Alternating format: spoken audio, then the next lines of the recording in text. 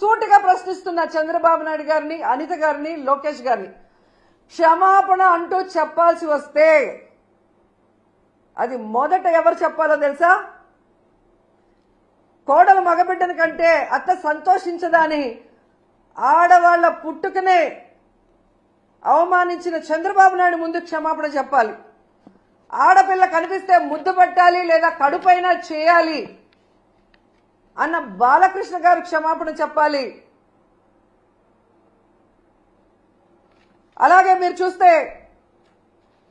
జగనన్న తన కూతుర్లు చూడటానికి లండన్కి వెళ్ళినప్పుడు ఆయన గురించి నీచంగా మాట్లాడిన లోకేష్ క్షమాపణ చెప్పాలి.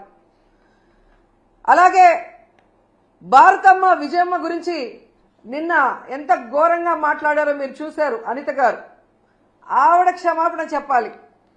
అలాగే నన్ను బండారు సత్యనారాయణ ద్వారా ఎంత దారుణంగా ఎంత బూతులతో మాట్లాడించారో దానికి బండారు సత్యనారాయణ మాట్లాడించిన చంద్రబాబు నాయుడు, లోకేష్ క్షమాపణ చెప్పాలి.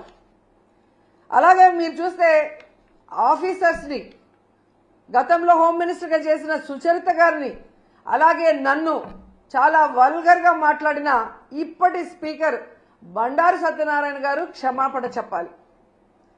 అలాగే ఈ మధ్య కాలంలో టీడీపీ ఆఫీస్ నుంచి ఒక సైకో చేబ్రోల్ కిరణ్ అనేవాడు భారతీ మేడం ని ఎంత అసభ్యంగా మాట్లాడారో మీరు అందరూ కూడా గమనించారు. మరి టీడీపీ ఆఫీసులో అతనితో మాట్లాడించిన చంద్రబాబు నాయుడిని, లోకేష్ ని క్షమాపణ చెప్పాలి.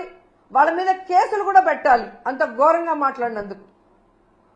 నిన్న మీరు చూస్తే మూర్తి గారి డిబేట్ లో సంబంధమే లేకుండా రేణుకా చౌదరి గారు ఎంత అడ్డదిడ్డంగా మాట్లాడుతుందో మనం గమనించాం. మరి ఆవిడ మీద ఎందుకు కేసు పెట్టలేదు? మూర్తి గారి మీద ఎందుకు కేసు పెట్టలేదు? ఎందుకు బిఆర్ నాయుడు గారు క్షమాపణ చెప్పలేదని నేను అడుగుతున్నాను. ఈరోజు సాక్షిలో మాట్లాడారన్నారు, అదే మాటలు ఆయన మాట్లాడిన విధానం తప్పు కృష్ణంరాజు అనే వ్యక్తి.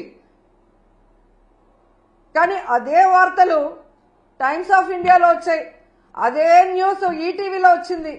మరి వాళ్ళ ఆఫీసుల మీద ఎందుకు దాడులు జరగలేదు? వాళ్ళ మీద ఎందుకు కేసులు పెట్టలేదు?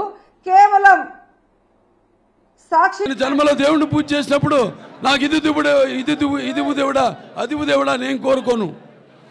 నేను కోరుకునేదల్లా శాంతి, అందరూ బాగుండాలి.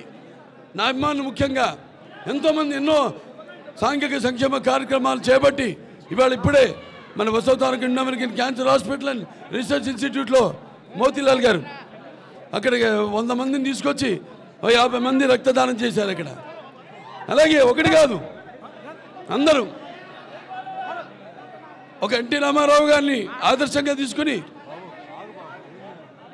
నేను చేస్తున్న సేవా కార్యక్రమాల్ని ఆదర్శంగా తీసుకుని మీరంతా కూడా మనమంతా కూడా ఒకే బాటలో పయనిస్తూ సమాజం ఏదైనా ప్రజల దేవుళ్ళంతలో నేను ఒక అర్చకుడిని అన్న రామారావు గారు నినాదాన్ని మనమంతా ముందుకు తీసుకెళ్తున్నందుకు, దానికి ఒక పరిపక్వత ఇంకా కొనసాగిస్తున్నందుకు నా అభిమానులందరికీ నా కృతజ్ఞతలు తెలియజేసుకుంటున్నాను.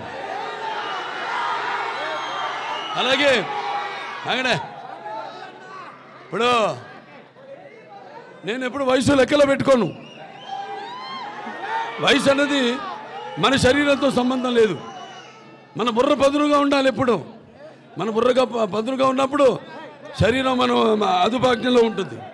ఇవాళ 65 ఏళ్ళు, నేను అనుకోను నేను 65 ఏళ్ళు అని. నా మనవాళ్ళు కూడా నన్ను బాలాలు పిలుస్తారు, తాతాలు పిలుస్తా ఈ పేరే పెట్టడు పిక్కడమే. అల్లరి తాత అంటారు, ఒకడు అల్లరి తాత అంటాడు, ఒకడు బాల అంటాడు. అందుకే మీరందరూ ఇస్తున్న ప్రోత్సాహమే నన్ను ముందుకు నడుపుతుంది. అలాగే బాలకృష్ణ చూసి ఏంట్రా ఇతనికి ఇంత పొగరు అనుకుంటారు నన్ను చూసి. అవును, బాలకృష్ణ చూసి ఏంటి ఇంత పొగరు అనుకుంటారు. అవును, నా పొగరే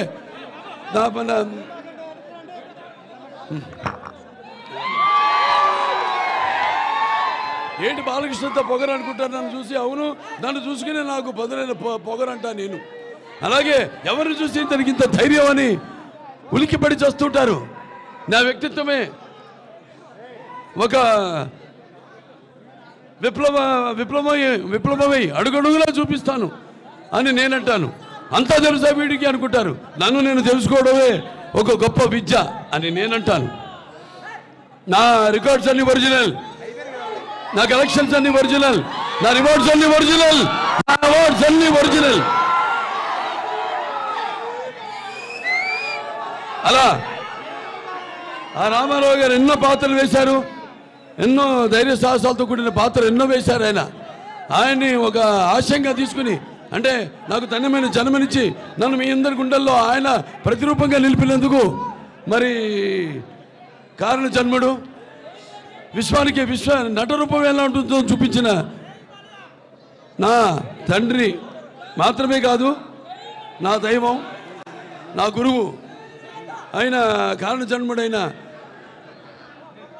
ఎన్టీ రామారావు గారికి ముందుగా నా ఘన నివాళులు అర్పిస్తూ, మరి ఇంత ఘనమైన జన్మని నాకు ప్రసాదించినందుకు తల్లిదండ్రులిద్దరికీ శిరస్సు మంచి, వారు నాకు కేవలం తల్లిదండ్రులే కాదు, భాగరత సంపృతో భాగరత పతిపతి జగత పిత్ర ఉందే భారతీయ పరమేశ్వరం. అంటే మాతృపార్థన నా గాయత్ర పరమంతరం నా మాతృ పరదేవత నా హరే పరస్థరాత నానృతాత్ పాతకం పరం. అలాగే పితృపార్థన యస్మా పార్థివదయ ప్రాతుర్పదన భగతి గురుణ సంతృమాంసి శాస్త్రం తస్మై సర్వజ్ఞ మూర్తి పిత్రే. అలాగే వాళ్ళకు తెలుగు జాతి, తెలుగు అన్న 3 అక్షరాలు, ఎన్టీఆర్ అన్న 3 అక్షరాలు. ఎన్నంటే కేవలం నందమూరి తారక రామారావు నందమూరి మాత్రమే కాదు, ఎన్నంటే నటనాలయం, ఆయన ఇల్లే ఒక నటనాలయం. అందులో ఆయన ఒక నటరాజు సింహుడు. టీ అంటే తార మండలంలోని తారక ధ్రువ తారకుడు. ఆర్ అంటే రాజర్షి రారాజు రాజకీయ దురంధర యుగంధరుడు రమణీయ రమ్య కమనీయ సౌమ్య గుణదాముడు. అందుకే ఆయనందరి గుండెల్లో మెండుగా ఉండి నేను ఎప్పుడు మీకు అండగా ఉంటానని చెప్పి ఆరాధ్యుడైనాడు. మరి ఆయన కొడుకుగా ఇవాళ రామారావు గారిని గుర్తు చేస్తున్నాను. అంటే అది నా పూర్వజన్మ సుకృత. ఎన్నో జన్మల, ఒక్క జన్మ కాదు, ఎన్నో జన్మల పూర్వజన్మల సుకృతంగా భావిస్తున్నాను. ఒక బ్రాహ్మణుడుగా పుట్టాలంటే ఎన్నో జన్మల పుణ్య ఫలం అంటారు. అలా ఒక ఎన్టీ రామారావు గారు బిడ్డగా పుట్టి ఆ వారసత్వాన్ని అటు సినిమాల్లో అయితే రాజకీయాల్లో అయితే ముందు తీసుకెళ్తున్నానంటే, ఒక క్యాన్సర్ హాస్పిటల్ మేనేజింగ్ ట్రస్టీగా చైర్మన్గా ప్రజలకి సేవ అందించగలుగుతున్నానంటే, సినిమాల ద్వారా వినోదం అలాగే మంచి ఒక సందేశం ఇవ్వగలుగుతున్నానంటే అది ఎన్నెన్నో జన్మల సుకృతం అని మీ అందరూ తెలియజేసుకుంటున్నాను. అలాగే నా అభిమానులు